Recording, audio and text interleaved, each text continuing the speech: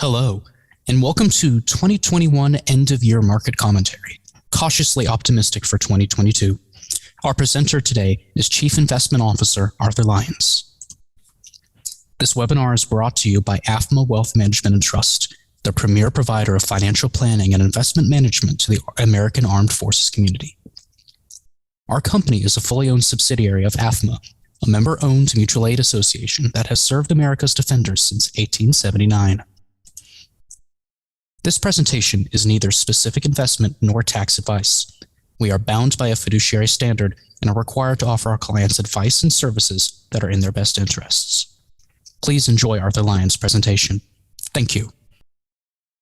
Good day, everybody, and welcome to our annual end-of-year market commentary. I'm Arthur Lyons, Chief Investment Officer of AAFMAA Wealth Management and Trust. And every year, I get the opportunity to kind of recap the previous year. We don't make predictions typically, but we do want to give our clients and our prospective clients some insight into our thinking for the year ahead. And it's been a very interesting year in 2021. You would call it a year of uncertainties. And one of the things I didn't even list on the slide was, if you'll remember, a year ago at this time, we started off the year with the riots in Washington, D.C. That's how we kicked off 2021, where some even thought that there might be a real insurrection and an overthrow of democracy. Thankfully, it didn't get to that. It didn't escalate to that level. But, I mean, along the way, think about it. Will China invade Taiwan? Will Russia invade the Ukraine? Fits and starts all throughout the year about the virus disrupting our lives and the economy, which also had people ask the question, will inflation remain permanently higher? Will interest rates in response to that move significantly higher? We had a lot of discussion about that throughout the year. Is inflation transitory, temporary, or is it really going to be permanent? And by the way, what happened to our labor force? We can't find, when I say we, I mean the Department of Labor, can't really account for somewhere between 3 and 5 million people. They may have just completely dropped out or disappeared. We can't find them in our colleges and universities. We can't find them as retired. Where did they go? What happened to our labor force? And then finally, what will the Federal Reserve Board do about inflation, about labor participation, about the money supply? What's their actions going to look like? So I put down here that that's pretty much a typical year. Yes and no. I mean, the year before we had the virus. The year before we've had tariff issues with China. I mean, every year you think about it, it's always something. There's always uncertainties. However, 2021 seemed to be marked with one uncertainty or the other. But of all of this long list of uncertainties, I think we would have to say the one that would have the most effect on the markets and the economy would be the actions of the Federal Reserve Board. And the Federal Reserve Board, if you'll recall, has been very accommodative with money supply, whether it was with Janet Yellen starting in 2017, all the way now to Jerome Powell, they have always been very, very accommodative. Well, now, this was one of the announcements that they made at the end of November, early December. They are signaling a less accommodative stance. Now, that doesn't mean that they're going to put the brakes on the economy and stop everything all at once and throw us into a recession. They are still very supportive towards the financial and banking system, meaning that they will always be able to provide a level of liquidity to the banking and the credit markets. They are really more concerned with trying to contain what we would call a supply-driven inflation. So supply-driven inflation means our economy just isn't making enough stuff that to go to the consumers, for people to buy, or for businesses to buy, and that's pretty much COVID related. We just don't have enough people working to produce enough things, and so that's what's called a supply-driven inflation. They're concerned with that. they thought that that would actually dissipate by the end of 2021. It has not. The supply chain is still bottled up. So the Federal Reserve kind of pushed out that forecast really for another year. But in the meantime, they do have to deal with the effects of inflation. And if you think about it, as they said, some of the effects of inflation will be permanent. So for example, when you get that 6% cost of living adjustment in your retirement pay or in your Social Security pay, that 6% adjustment remains forever and ever and ever. They don't take it back when inflation goes down. That adjustment is there. And furthermore, as additional adjustments throughout the years are added, you're really compounding off of that 6% number. So the Fed is concerned with some of the permanent effects of inflation, but they're also trying to kind of damper the short-term effects. Now, something called tapering will occur twice as fast as what they originally said. So the idea was in March of 2020, the Federal Reserve said that to provide liquidity and order to the credit markets, we will buy bonds, corporate bonds, government bonds. We'll buy debt out there and put it on the Federal Reserve balance sheet. So don't worry, we will backstop, anything in the credit markets. So everybody can breathe a sigh of relief. We've got all of that liquidity. Well, they're saying now we're going to stop doing that because when the Fed does that, it kind of artificially depresses the interest rates. If you know that there are more buyers than sellers for bonds, bond prices go up, bond yields go down, so it artificially depresses the level of interest rates all along the spectrum, short-term, intermediate, long-term. They're going to stop doing that. And they're going to stop doing that twice as fast as what they had originally led us to believe back in the fall. Now, that's a good thing. I think most in the bond market world would agree that's a good thing. We don't need that artificial level of liquidity now. We've gotten past the recession. We've gotten past a lot of the fears. And it's time for us to get back to a more normalized environment. Now, the Fed has indicated, they never come right out and say it, but they're indicating somewhere between 1 and 3 interest rate increases in 2022. The financial markets believe that there may also be 1 to 3 increases in 2023. So everybody's kind of looking for a maximum of 6 interest rate increases. To put that in perspective, in the years of 2004 to 2007, there were actually 17 interest rate increases. So if we got 6 hikes over 2 years, that wouldn't, historically, that's not a big move. But given where we've been, and people kind of get used to extraordinary low interest rates, 6 hikes seems like a lot. However, Chairman Powell said we really don't have any timetable for the amount, the frequency of these interest rate hikes. They are data dependent. They're going to keep eyes on the market, the bond market and the stock market. That's the great thing about Chairman Powell, is that he is very much in tune with how the Fed's actions can impact the financial markets. And so he will keep an eye on the markets. But do look for hikes to come about. This is not an extraordinary move by historical standards, but based on where the Fed has been over the past 4 years, it is a significant departure from where they've been. I think most would agree it's a great strategy because it will help get them caught up with controlling inflation. And in the long run, that's a very positive thing. Now, for 2022, we believe the economy will remain strong with gross domestic product in excess of 3%. It may actually be higher than that as we really start to reopen at some point during the year. Inflation, we think, will be peaking in the first half of the year. and settling back to a more normalized 2.5% range, maybe even up towards the 3% range. Now, look, we've all been used to 1.8% inflation, and it wasn't that long ago that the Fed was actually worried about deflation. So if we have inflation running at about a 2.5% level, I think the Fed would be thrilled with that because we will have more than enough growth to offset that level of inflation.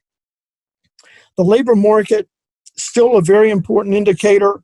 The labor market, without a doubt, is probably the most conflicted and confused in terms of the data that I've seen since I started in this industry in 1980. Can't find workers. Yes, the salaries are going up. Most of that, however, is occurring with the 18 to 25 age category. Huge increases in wages there, and becoming less and less the older you get. At the same time, the most experienced and the most productive workers, the over 55 category, are dropping out of the workforce in droves, whether it's retirement or mostly retirement.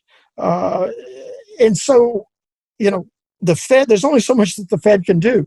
And where does this leave us? The immigrants that usually come in to the country and fill a need, whether they're professional, white collar, engineers, scientists type positions, or whether it's at the entry level type positions, because of COVID and those travel restrictions and those immigration restrictions, we've been missing a couple of million workers a year that we usually get from immigration. So labor market's a very important indicator, but it's really hard right now to discern, to make sense of it, quite frankly, and to determine if there are any types of longer-term trends that are occurring in the labor market.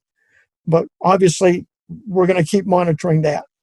The U.S. supply chain, we believe, will be normal by the second half of the year. There are indications that is occurring already, at least in certain sectors. But again, as COVID starts to dissipate, more people are getting back to work. We believe that supply chain will normalize in the back half of the year, and along with it, a global reopening. Again, they're going through fits and starts, especially over there in Europe and in China to some degree, but we believe that'll be positive in the second half of the year. Now, last year, we had a great equity market. I mean, it's hard to imagine that with all the turmoil and chaos that I mentioned earlier, or the uncertainty, that the S&P 500 was up 28% last year. And if you think about it, I mean, I know that we've had about almost 10 consecutive years. We've had about, 10 of the last 11 years have been positive years in the market. We still had a bear market in 2020. Market was down more than 20%. At one point, it was down 35%. 6 weeks later, we actually started the bull market because it had snapped back so quickly. Those of you that were invested at that period of time know exactly what I'm talking about, and you remember that very well. So we're starting actually a new bull market, even though 2020 was a positive year. 2021 continued in that vein dramatically. Double-digit returns for most areas. Small cap was positive. International was positive. But if you were large cap U.S. stocks, you greatly outperformed small cap and international and mid cap. But underneath the surface of all of that, we had very frequent and very dramatic sector rotations. The market couldn't seem to make up its mind one day to the next if they should own growth stocks or own value stocks. And we had, I think, over 50% of the S&P 500 at one point last year had experienced a 10% correction. from high to low at some point last year, even though the market never came close to that. So that's what I mean with a stealth bear market. And then for some of these high flyers, some of these names that are thrown around out there like CrowdStrike and Snowflake and even Zoom, companies that don't have any earnings right now but are worth billions and billions of dollars because of the future growth prospects, those kind of high flyers, some of those went through 40 and 50% corrections. Again, even though the market was up 28% last year. So it was a very selective market. It was a very, in some senses, kind of a tricky market, but we don't invest in those high flyers for our clients. So we're able to avoid those kind of disasters as they come along. Now, looking ahead, a number of the factors for 2022 that we're going to be paying attention to, number one, are the Fed comments and the Fed guidance, which is actually more important than what they do, because the markets act very quickly to every word and every sentence that comes out of Chairman Powell's mouth. So long before they take action, it's the comments and the guidance that they're giving that we're going to be monitoring very closely. Now, Chairman Powell, to his credit, has always been fairly forthcoming, not very cryptic, pretty forthcoming. So I think he's already telegraphed to us what they intend to do with his comments back in December. Earnings guidance, earnings visibility are still going to be very important to stock prices. Now, it's kind of interesting to note, in 2021, last year, the S&P 500 made 70 new highs, which you would expect if you're going up 28%. There were 70 trading sessions where they made new highs. However, the market is not grossly overvalued, as some might lead you to believe. Going into 2021, the S&P 500 had a price-earnings ratio of 22.5. Going into this year, the S&P 500 has a price-earnings ratio of only 20. Why? And I'm talking about a forward-looking price-earnings ratio, forward-looking. That's because earnings growth has been so dramatic. Companies have made more money, had greater profitability, had greater operating margins than any time since 1950. This has been an extraordinary time of corporate profitability. Companies have been able to pass on price increases to consumers and to businesses, and they've made a lot of money in doing so. So the market is not overvalued. What is important for us is we want to continue to monitor that earnings guidance and earnings visibility for the companies that we hold. Do, however, expect more market volatility.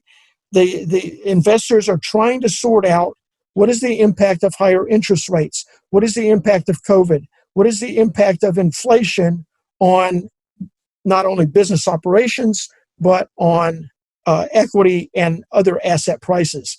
The response to the virus, I think, will still be have a short-term effect in the market. So the main point is, despite all the other lingering uncertainties that will cause sudden swings, invariably that always happens in any given year, the long-term bull market is still intact. I mean, in perspective, we still have very, very low interest rates. We will continue to have low interest rates. We believe that inflation will return to a more normalized number from its elevated levels, and companies are making a lot of money. So at the end of the day, we think the long-term bull market is intact. Now, our equity positioning for next year, I would say, would be cautiously optimistic.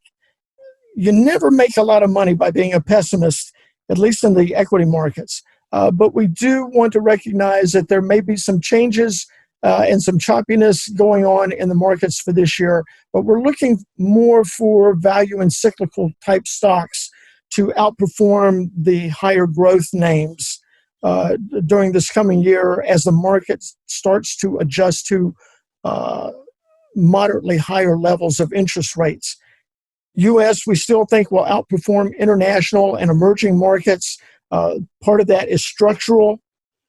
Part of that is just the innovation that we have here in the U.S. and gains in technology will continue to drive equity prices higher. We do favor large cap over small cap, and we will always identify what we call GARP. That's the acronym for growth at a reasonable price. We'll be looking for those names. So, at any given point, we'll have some securities that they look more like growth, and we'll have some securities that will look more like value. But at the end of the day, the overriding philosophy is growth. There has to be earnings growth, and we want to capture it at a reasonable price. We want to own it at a reasonable price level. But we do think that this choppiness in the market, the volatility, is kind of a digestion. So whether the market is up, down, or sideways, I think that those movements at the end of the year will be moderate. So, for example, this reminds me a lot of 2018. And in 2018, the S&P was down about 4.4%. Not a big gain, not a big loss, but compared to some of the prior year gains, it seems like a major reset. However, this choppiness and digestion, we think, will set the table for what could be a very positive 2023 and 2024. And another reason for this, I've shown this chart over the years. It still speaks to me. I think it's very significant. We have negative real interest rates, and that will persist. In other words, the level of interest rates is far lower than the level of inflation. So you'll see when inflation is anywhere over 3%, 2.9 to over 4.4, historically interest rates have been around 6.5 to 8.5% on the 10-year Treasury. Think about that. But where are they now? They're at about 1.7%. And we've had negative real interest rates for a long time. That will persist. And in the face of that, would you rather own a bond, or would you rather get paid for the risk of owning a stock? Well, that means more money is going to gravitate to the equity markets. Now, on the right side here, when we're looking at higher stock prices, typically when inflation is over 4.4%, that's when the equity markets perform the worst. However, if that number is temporary and transitioning back to an under 3% level, then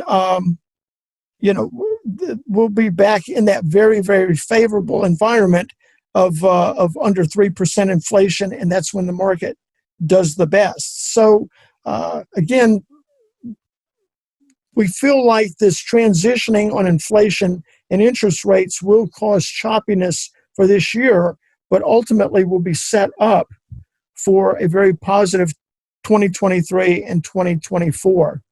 And of course, I show this chart every year about ignoring the noise. There's always a reason to stay on the sidelines, but this upward move at a 45-degree angle over the past 75 years in the U.S. Equity market shows that you're always paid very well to be a long-term investor. Now, let's look at the fixed income market for just a little bit, because that will be challenging. Now, we think that interest rates are going to move higher, but only modestly so. We do believe that there will be a ceiling on interest rates, whether it's at the 20, 30-year level, the 10-year level. And so we're not looking for a return to the early 1980s in terms of interest rates, but they will be modestly higher. And when that occurs from these very, very low levels, it can cause a fair amount of pain for bond investors as the principal is negatively affected in the face of those rising rates. A steeper yield curve favors shorter maturities.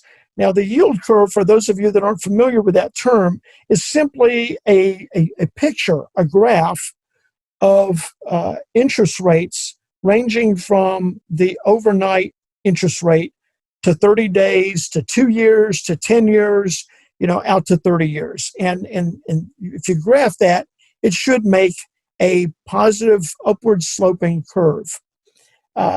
If that curve gets steeper, in other words, if it starts to move up sharply from the 10-year to the 30-year level, or even the 7-year to the 30-year level, that's the bond market's way of saying, hey, the economy is going to get moving, and we're going to get a little bit more inflation, and we're going to get a little bit higher interest rates.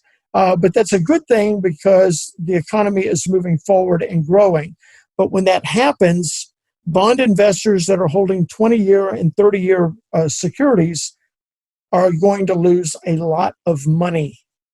So the steeper yield curve, we believe, will favor shorter maturities. We think that the yield curve will continue to steepen, and so it pays to be in shorter maturities. Also, we have the phenomenon of narrow credit spreads. And by that, when we talk about a credit spread, we talk about the difference in owning a U.S. government security and a U.S. corporate security that's investment grade. Now, back in March of 2020, the difference between those two was roughly 3 to 4% in some cases. And we took advantage of that. We sold our government securities, we bought corporates. And that's made our fixed income investors a lot of money, as that spread now has gone from a plus 400 to now about a plus 120. So now that the credit spreads have narrowed, we're starting to move away from corporates back towards governments. And we also think that a rising interest rate environment allows for a greater use of floating rate securities. So the principal is not affected, and the interest rate keeps increasing on these securities as the interest rate is reset, every 3 months or every year, however often that is structured. So the bottom line is preserving principal right now is more important than capturing yield, without a doubt. And not only for this year, but in 2023 as well. That's going to be job one for our fixed income portfolios. So we're less focused on what the interest rate is and more focused on preserving principal. What the Fed is doing and what is occurring in the bond market and what is occurring and what we think will occur in the stock market for this year will affect our asset allocation somewhat. We have to look at the risk and the return from the bond market versus the stock market versus cash.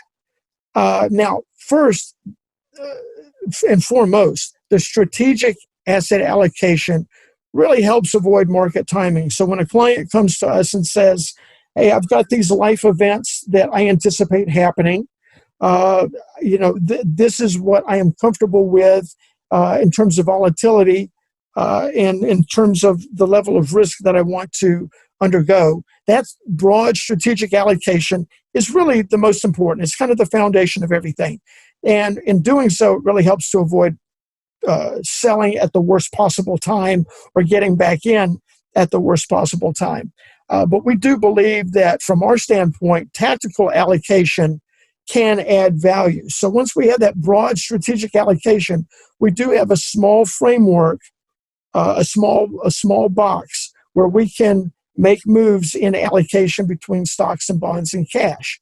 Now, for this year, for 2022, we anticipate being less aggressive.